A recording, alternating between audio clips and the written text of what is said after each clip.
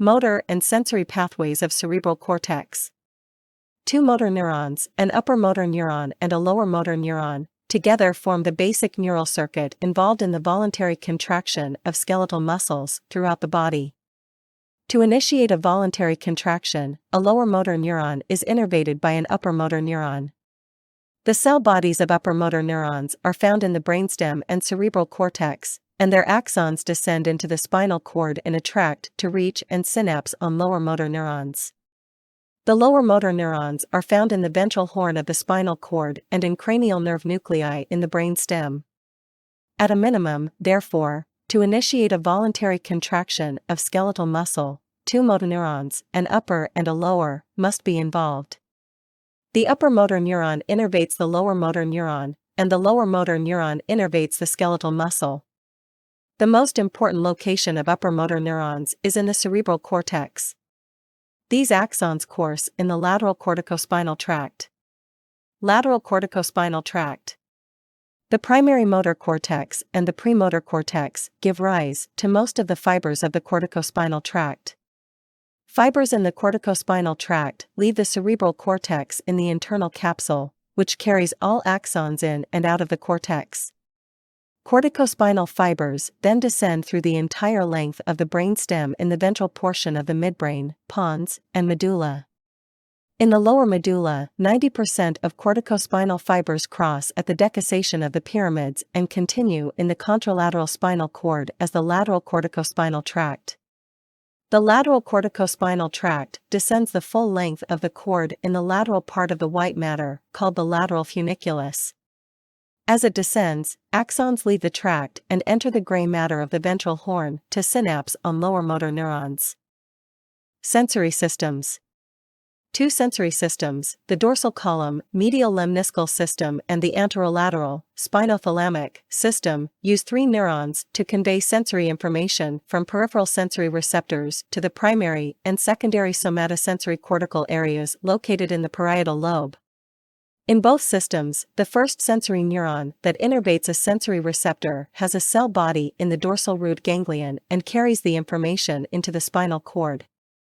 The first neuron synapses with a second neuron in the brainstem or the spinal cord, and the axon of the second neuron crosses the midline and is carried in a tract in the CNS. The axon of the second neuron then synapses on a third neuron in the ventral posterolateral (VPL) nucleus of thalamus.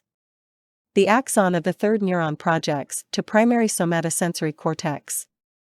Dorsal column-medial lemniscal system. The dorsal column-medial lemniscal system carries sensory information for discriminative touch, conscious proprioception, vibratory, and pressure sensations from the trunk and limbs.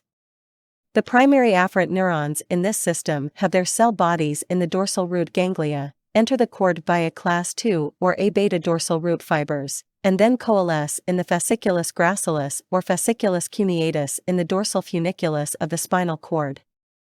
The fasciculus gracilis, found at all spinal cord levels, is situated closest to the midline and carries input from the lower extremities and lower trunk. The fasciculus cuneatus, found only at upper thoracic and cervical spinal cord levels, is lateral to the fasciculus gracilis and carries input from the upper extremities and upper trunk. These two fasciculi form the dorsal columns of the spinal cord and ascend the length of the spinal cord to reach their second neurons in the lower part of the medulla. In the lower part of the medulla, fibers in the fasciculus gracilis and fasciculus cuneatus synapse with the second neurons found in the nucleus gracilis or nucleus cuneatus, respectively. Cells in these medullary nuclei give rise to fibers that cross the midline as internal arcuate fibers and ascend through the brainstem in the medial lemniscus. Fibers of the medial lemniscus terminate on cells of the ventral posterolateral (VPL) nucleus of the thalamus. From the VPL nucleus, thalamocortical fibers project to the primary somatosensory area of the postcentral gyrus, located in the most anterior portion of the parietal lobe. Here's a quick clinical correlate. Lesions of the dorsal columns result in a loss of conscious proprioception sensation, as already pointed out. Romberg sign is used to distinguish between lesions of the dorsal columns and the vermis of the cerebellum. Romberg sign is tested by asking the patients to place their feet together. If the patient sways with the eyes closed, this is a positive Romberg sign, suggesting that the lesion is in the dorsal columns, or dorsal roots of spinal nerves. With the eyes open, interruption of proprioceptive input carried by the dorsal columns can be compensated for by visual input to the cerebellum. Therefore, if the patient has balance problems and tends to sway with the eyes open, this is indicative of cerebellar damage. Anterolateral, spinothalamic tract, system. The anterolateral system carries pain, temperature, and crude touch sensations from the extremities and trunk. Pain and temperature fibers have cell bodies in the dorsal root ganglia and enter the spinal cord via A delta and C or class 3 and class 4 dorsal root fibers. Their fibers ascend or descend a couple of segments before entering and synapsing in the dorsal horn. The second neuron cell bodies are located in the dorsal horn gray matter. Axons from these cells cross in the ventral white commissure just below the central canal of the spinal cord and coalesce to form the spinothalamic tract in the ventral part of the lateral funiculus. The spinothalamic tract courses through the entire length of the spinal cord and the brain stem to terminate in the VPL nucleus of the thalamus. Cells in the VPL nucleus send pain and temperature information to the primary somatosensory cortex in the postcentral gyrus. Clinical correlate.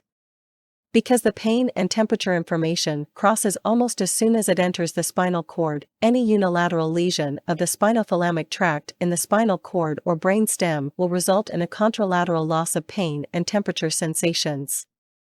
This is an extremely useful clinical sign because it means that if a patient presents with analgesia on one side of the trunk or limbs, the location of the lesion must be on the contralateral side of the spinal cord or brain stem. The analgesia begins 1 to 2 segments below the lesion and includes everything below that level. Stay tuned and find out the clinical implications of lesions to the lower and upper motor neurons in the next video.